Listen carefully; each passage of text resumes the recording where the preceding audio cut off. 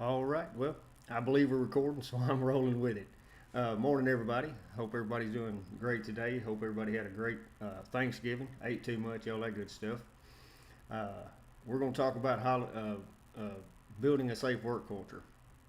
So I'm gonna. I'll say this. This is my Christmas present to y'all. This one's short, sweet, down. Just super to the simple here. Didn't throw any videos in it, nothing like that.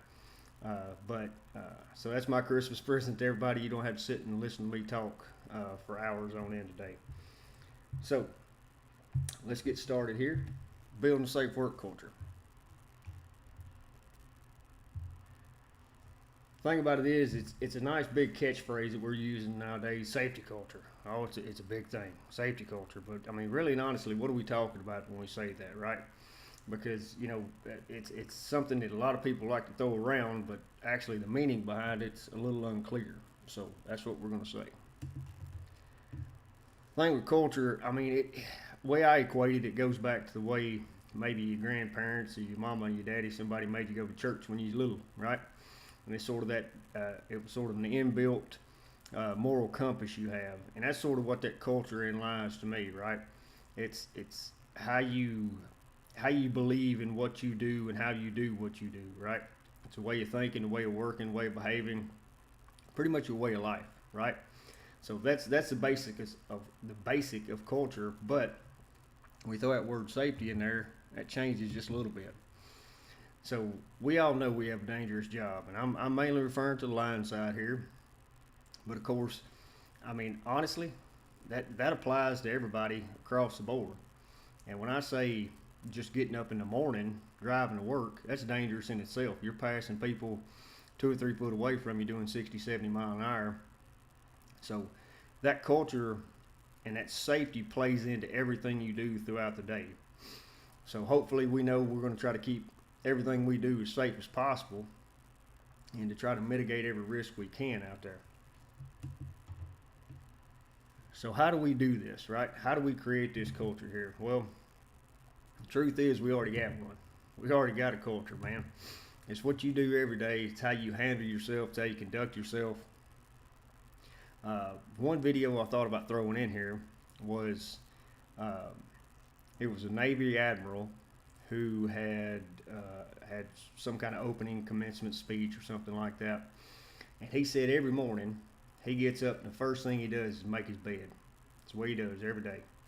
And he said, man, that sets the standard for my day, period, across the board. If I get up and I do that one thing right that morning, throughout the rest of the day, everything seems to fall in place. So that's a real big thing right there that, make sure that if you set that standard for your day and this is how you're going to end up, either working or just doing what you're doing, that right there will set that culture or set that safety just throughout the day for you. Now, the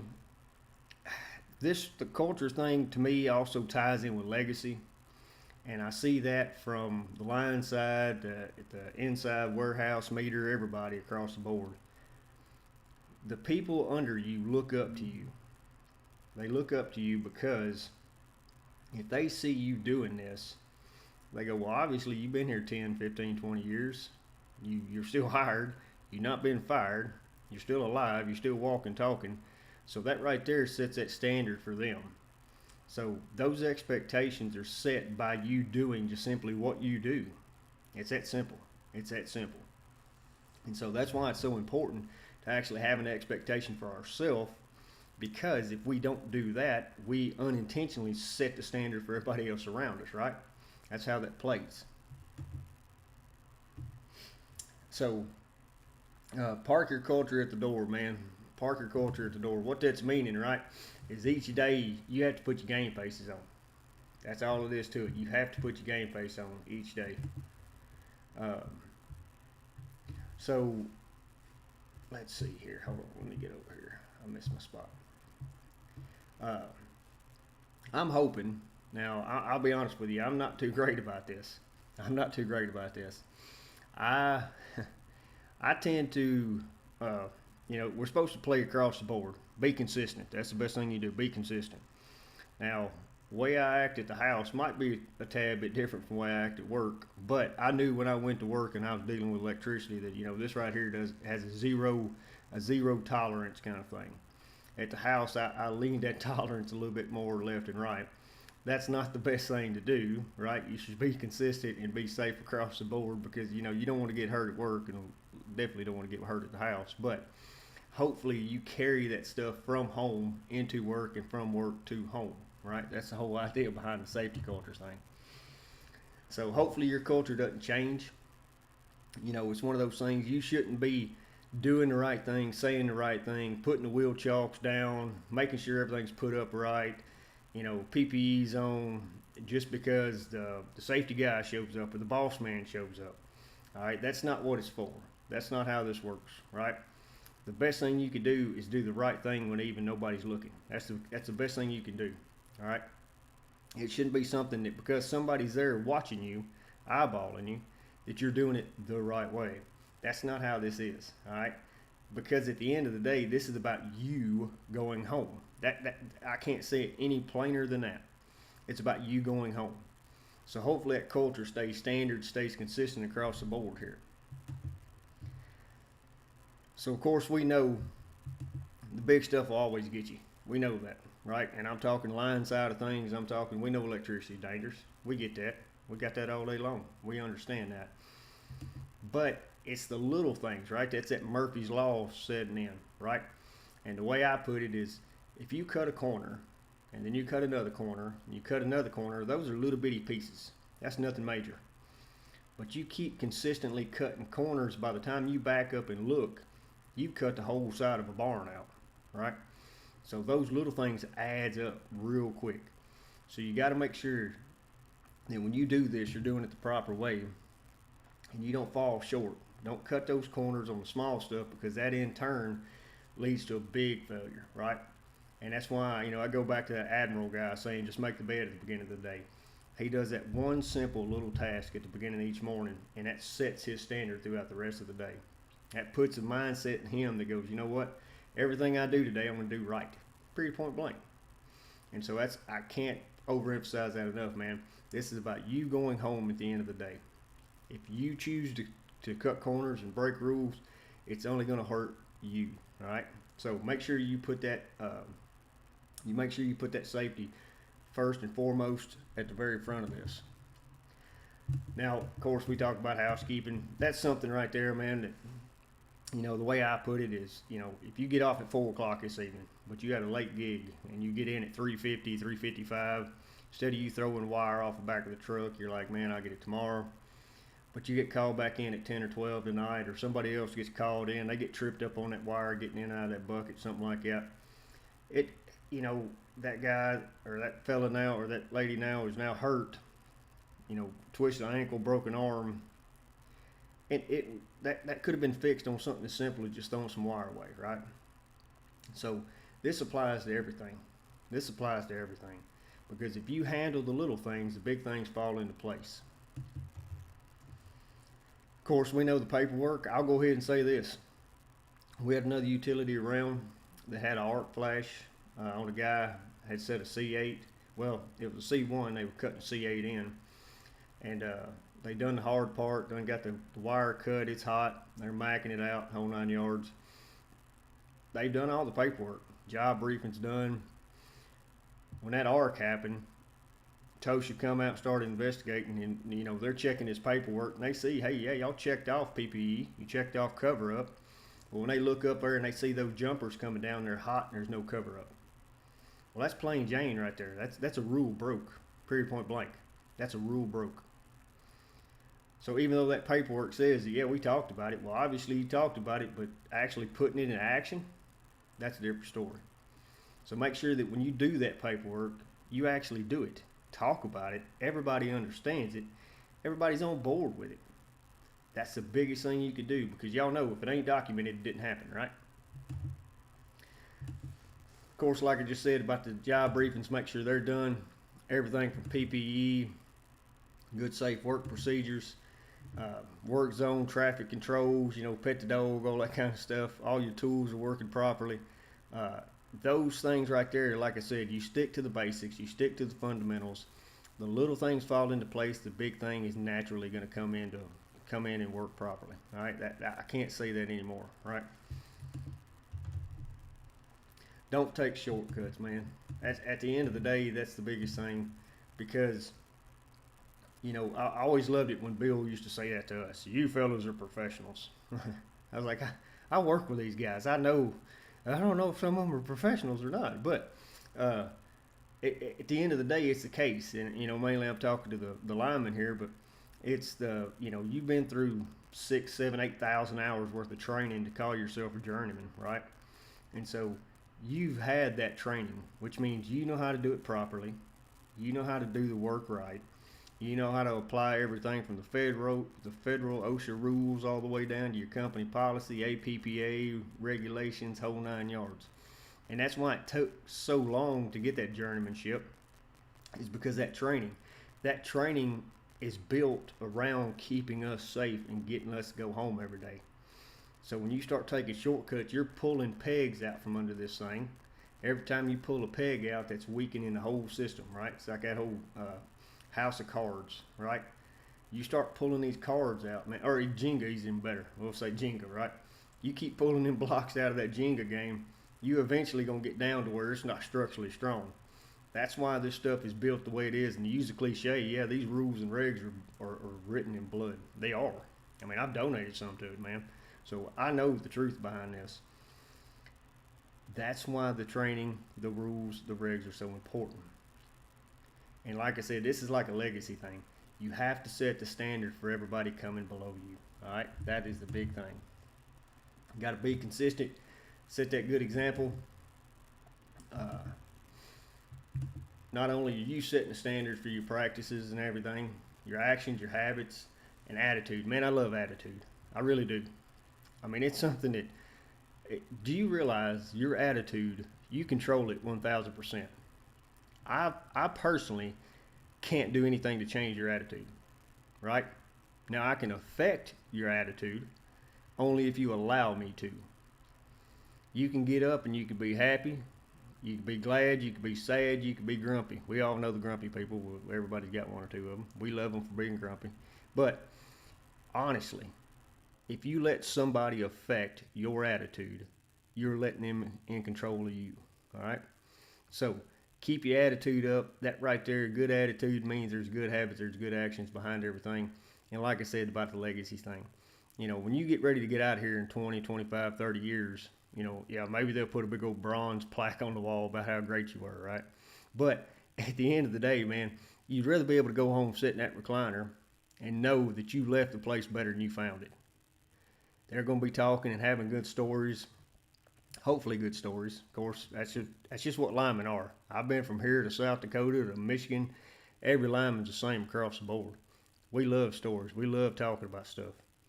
And so hopefully there'll be good stories about how this was done and how this was done right. Oh boy, it was a close call, but he had this kind of thing going on. That means he was safe. That's the kind of stuff you want to leave when you head out one day and retire, right? You got to make the choice to do that job right. I cannot overemphasize that enough. You have that choice. Nobody else. The foreman's not standing over your shoulder. The superintendent's not standing on top of your bucket. Nobody's doing this when you're up there in that hot zone or doing this work. Nobody's making you do it right other than yourself. You have the complete decision to discount everything and everybody and every bit of training and every bit of rules you had and throw it out the window. You got the choice to do this. So is it safe as it can be? Man, I'm telling you right now, as far as safe as it can be, like I said at the beginning of this, we talked about just driving to work. Well, another utility had a meter reader go out, check on what appeared to be some stolen power or something like that. Meter reader got out. Now, this place he pulled up to had a fence, beware dog sign, but the gates were wide open. He pulled up, hopped out, turned his back, and a pit bull grabbed hold of him. And when I tell you right now, compared from the dog attack to the arc burn, the fellow with the arc burn, man, he got out of it relatively lightly. I mean, yeah, gloves, sleeves burn up, stuff like that, but his sunburn, that was about it. I don't know how he got away with that 1600 amp fault in his face like that, and he walked away the way he did. But the guy with the dog attack, I mean, he's still having surgeries now. And if the homeowner wouldn't have come out and grabbed hold of one of these dogs, I'm telling you right now, I've seen the pictures, it would have been a fatality. And I would be safe to say that meter reader's probably got out at 100 or 1,000 different houses, checking on the meter, checking on the service. Probably even dealt with dangerous dogs before then. That one time he turned his back. That one time. So we know electricity is dangerous. Yeah. I mean, something as simple as tripping on a rug. That's a life altering thing depending on who you are, how old you are, your body, everything like that. So there's hazards around every corner of what we do. From in the warehouse to the meter readers to dealing with the public, everything. And I would be safe to say that regardless of how well you like your coworkers, you still want to see them go home at the end of the day, right? Regardless if you love them or if you hate them, you still don't want to see them get hurt, get burned up. You still want to see them go home at the end of the day. So the biggest thing you do is protect yourself by following the rules and regs, but make sure that people around you are also doing that.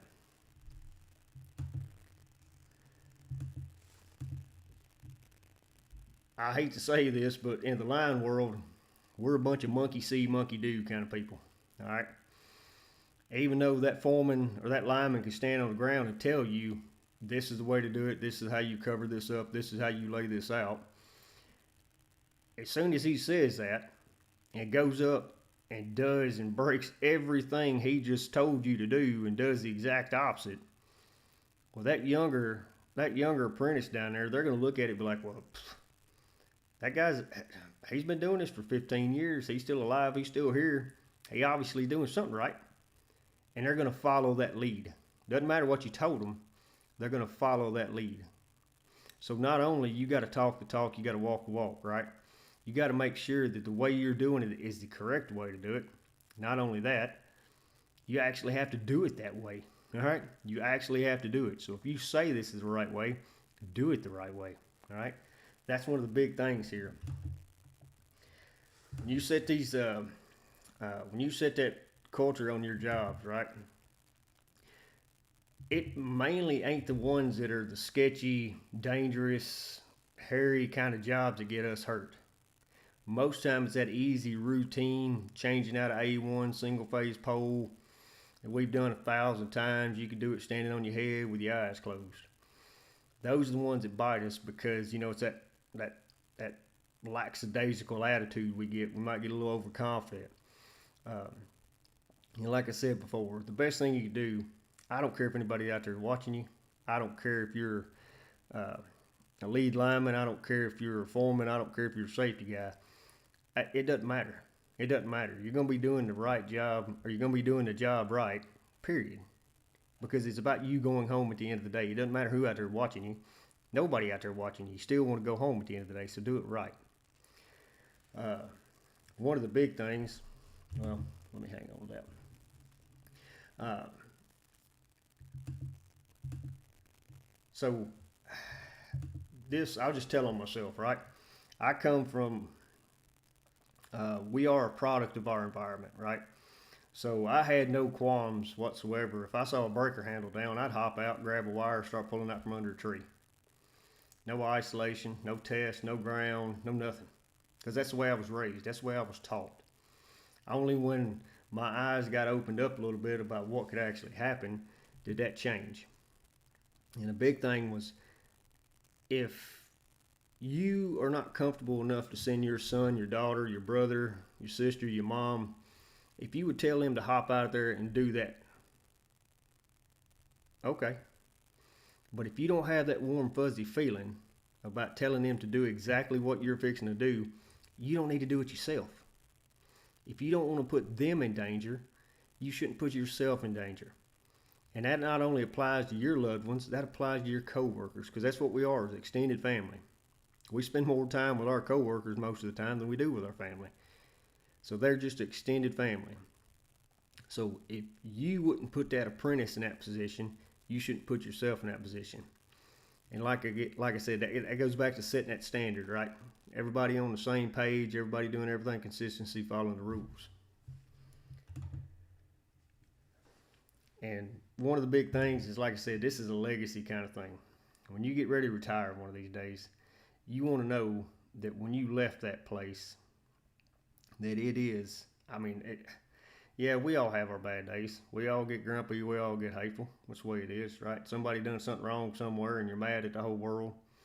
You wouldn't be working here. I'd go get a job somewhere else. That's just the way everybody gets occasionally. But at the end of the day, because this isn't a job, this is a career, right? Once you're in this, you're in this. Once you got bit by that bug, you are here. And so hopefully one day when you leave, when you retire, that right there, that kind of attitude, that kind of performance, the kind of jobs you worked, those are going to be talked about. And talked about how, you know what, dude, this guy, anybody here would fight to work for this man, right? We all know a foreman like that. We all know a lineman like that you would love to get in the bucket with, that you'd love to be on his crew because, you know what, they take care of their guys. They work hard for them. They work hard with them. That's the kind of person I'm talking about. Because at the end of the day, it's that lasting legacy thing. That's what we're talking about. So hopefully, this right here, like I said, is quick, fast, down and dirty. That's my Christmas present to everybody this year. Hopefully, you know, this thing might have helped out a little bit by talking about the safety culture and how you present yourself and the expectations you have and everybody that looks at you. Hopefully that you set the standard, you lead the way in everything you do, right? Talk the talk, walk the walk. That's the best thing I can tell you. And like I said, that's what I've got for y'all. I hope y'all got something out of it. We appreciate it. Thank y'all very much. I hope y'all had a great Thanksgiving. Have a great Christmas. I will say this. We got a foreman's conference coming up in January. This isn't coming from Zach at J10S. This is coming from Zach, all right? A buddy of mine from Illinois. I met him years ago, a guy named Jerry Kinney. He's coming down. He's going to be a speaker. Lineman, got both arms burnt off at the elbow, got robotic arms. And when I tell you, he's genuinely one of the nicest guys you'll ever meet. He is. Absolutely. Love the man to death. He's going to be speaking. So if you get the opportunity to come down, I don't even care if you stay for the whole thing. Come down, listen to that man speak. It's worth it. Next month, we'll talk about PPE. And that's what I've got. I appreciate everyone attending today. Hope y'all have a wonderful day. Thank y'all.